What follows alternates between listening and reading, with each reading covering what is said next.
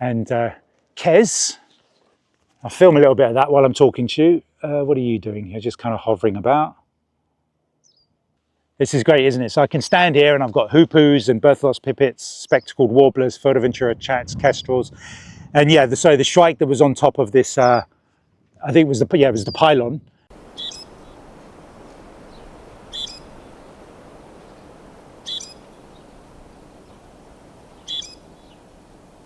From the car, a little bit shaky, but I've finally seen the shrike, and hopefully somebody can clear this up. Now, when I first put up, there was great grey shrike.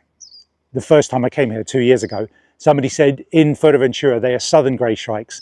So can we have some people confirm, are they southern grey shrikes or great grey shrikes? Southern grey would be the subspecies for Fuerteventura. So please, yeah, if we can confirm that.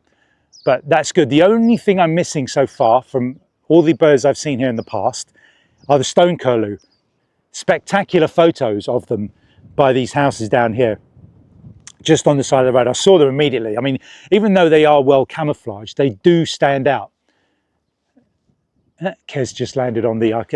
They do stand out. I'll just take a little bit of footage. And yeah, just enough that I could just, I could take loads of pictures through the mesh, and then I got out the car and went over. And there's a dog barking there, you know, it was there last time, it was there this time, you know, it obviously doesn't recognize my smell. Anyway, yeah, so I'm really disappointed not having any video yet of the stone curlew. But I got them here, and I got them in the northwest of the island on the first trip. I don't know how I spotted it in the rocks, among the rocks. And this is where it was like hunkered down, and yeah, I mean, I'm still to this day baffled that my eyes are that good, thankfully. And then just as we were leaving, this cyclist made me stop. This was the first time I came here. I'll show you some of the photos of this. This cyclist made me brake, and I got angry. And this is one of these things, like, don't get angry, because some things that go wrong can actually lead to something positive. And sure enough, this happened.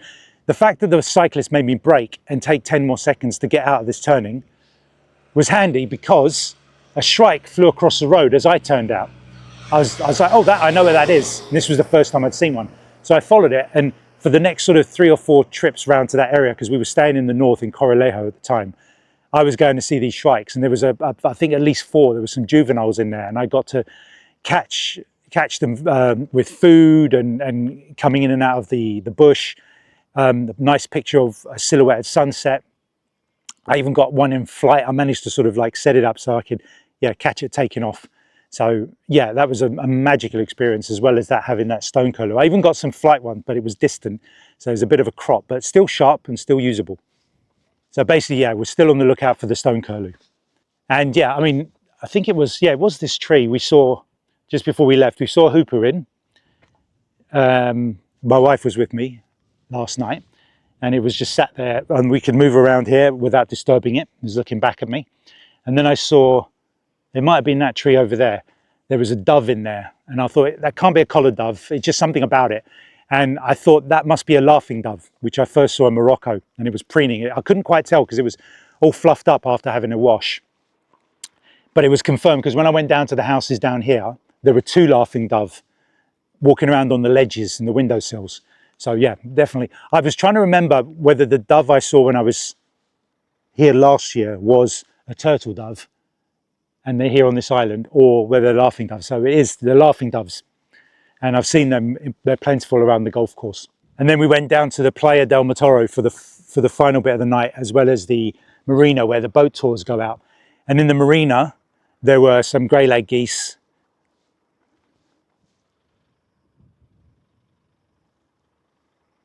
A grey heron floating on a pontoon, a bit of, I don't know, blue crate, having a good old scratch. And although we only saw 1 turnstone, in previous visits, always seen dozens of them along the marina walkways. So this is, I just got a bit of video to show you, but there'll be plenty of turnstones around there. And then at the beach, along this walkway, good as gold, the furthermost walkway east, halfway along looking west, there's a couple of spectacled warblers, very distant compared to these ones here. And they were moving, yeah, they were their exact same position as last year. And I saw some Bertholot's pipits, but they were moving around too fast. But so yeah, it's good. I'm coming back and I'm finding birds in the exact same place, so I know they're there. I'm just going to check what those might just be. Ravens. Yeah, I can hear it. Come on, focus, camera, focus. Good. Not anything BBC quality, but just to show you what I'm seeing in real time. And yeah, I mean, you'll see cattle egrets feeding all over that beach area, the very tourist area.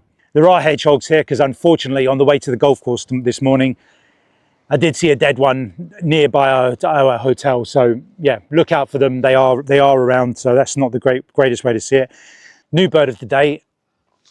I didn't see them last night, but so they're obviously a morning bird. Ruddy shelduck, must have been a dozen or so on the main bit over here. And I've seen them on the golf course over by the shopping centre before. Nice flat shots of them coming in. So yeah, there were loads of them here, and I saw them seeing off some cattle egret. They were getting a bit too close. Oh, and I can hear the hoo hoo hoo hoo hoo. The hoopoo is the triple.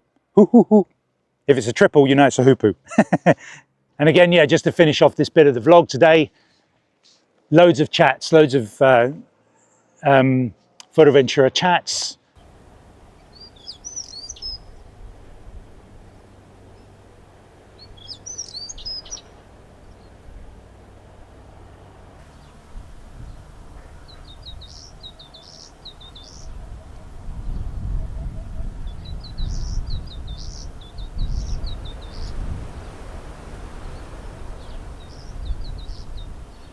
Anything else I need to report? Yeah, just I've got some video here of the spectacled warbler.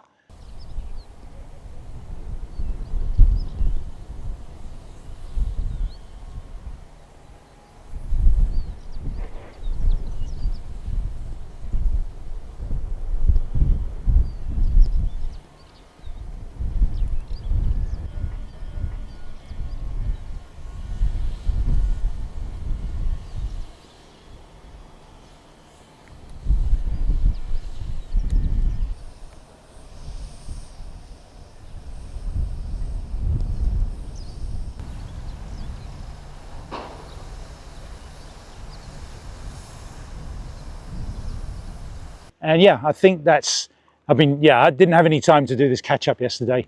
So I think we've caught up well. Going to go back and have some, what time is it? Going to have some lunch and then go for a drive and explore a new territory. And just before we left the golf course, spotted a single pied wagtail over by the pond, obviously going for a drink, and then a second pied wagtail. So that goes on the list.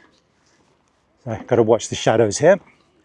And then in the sort of midway section of the golf courses where I've got it before, there was either another shrike or the same one, but hangs around on the entrance to the golf course on the western end. There's this old beaten up track on the left, as well as going through the Occidental Hotel. And we headed to this place called Ayoy.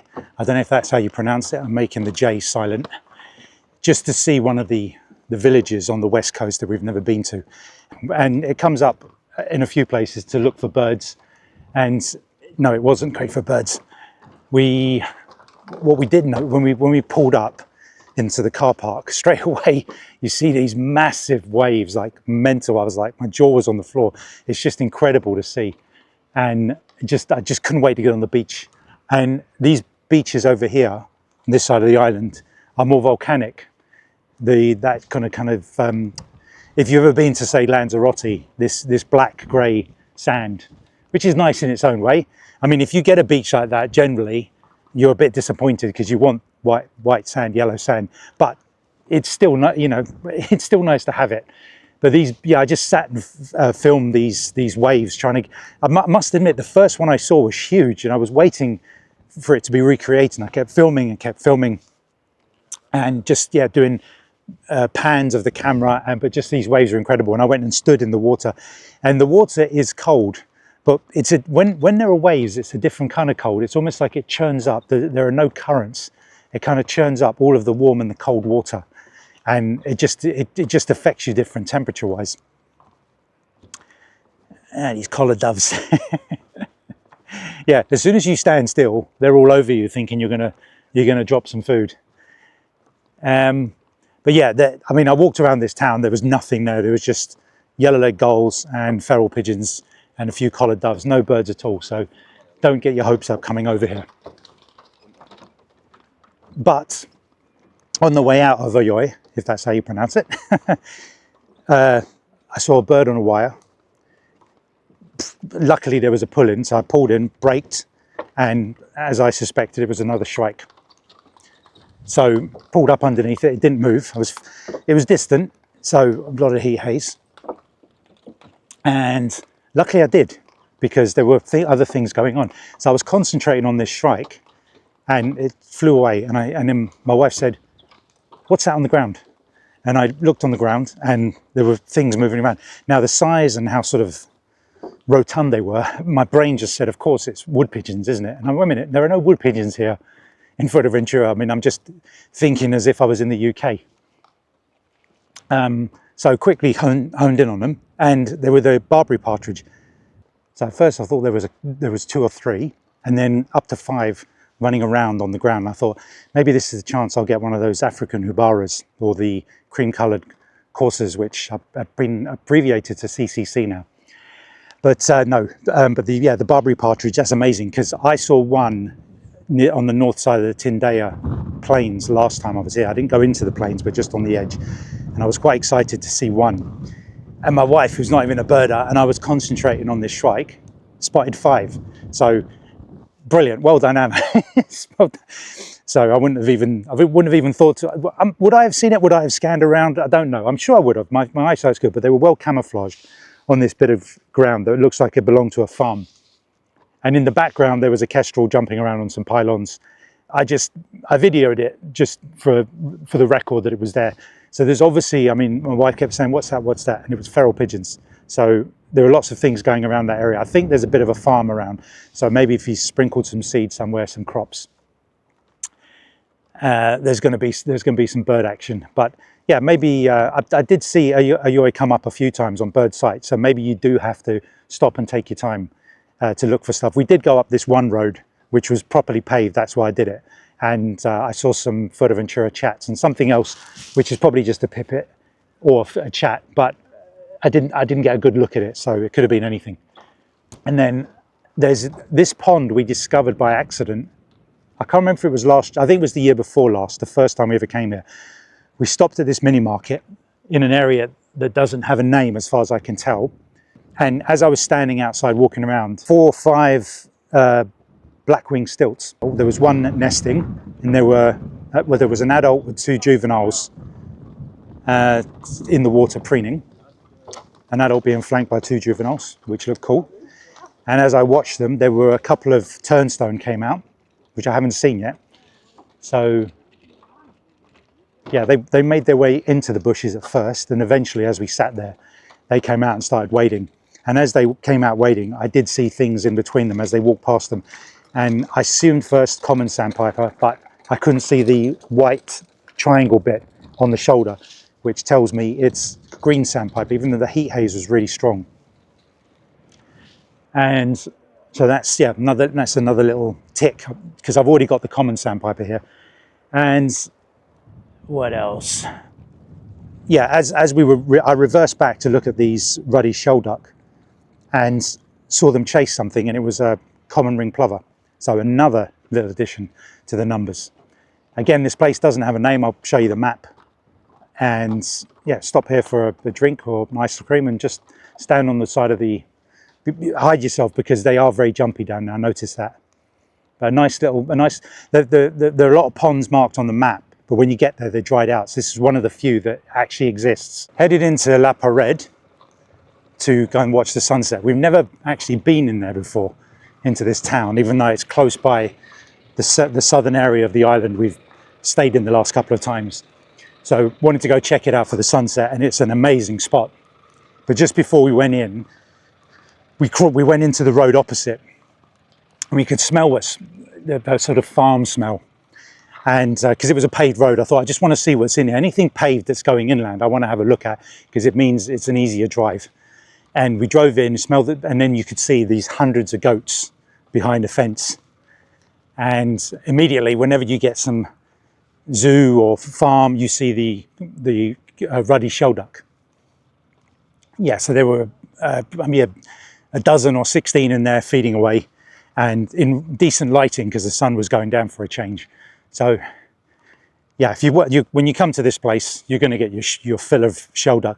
I've got them in a couple of places, 2 or 3 here, and I thought I'd done well. I got them flying, but on this particular trip, I've just discovered so many places to get them.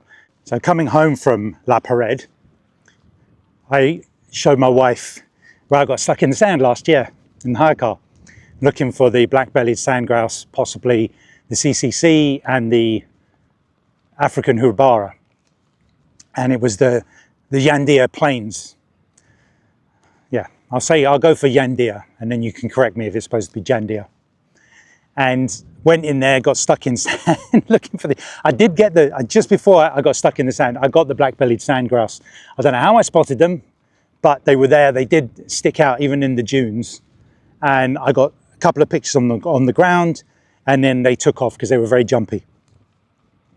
And a few people do get stuck out here in the sand. You might get one of these SUVs and think you can do it. You can't. You do need a dedicated 4x4.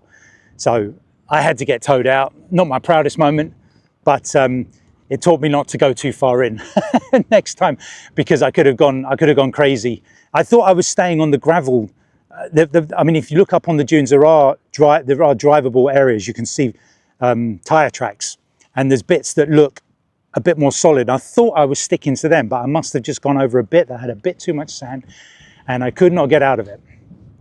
So I've got the Barbary Partridge, the black-bellied sandgrouse, and I just need the Corsa and the Hubara.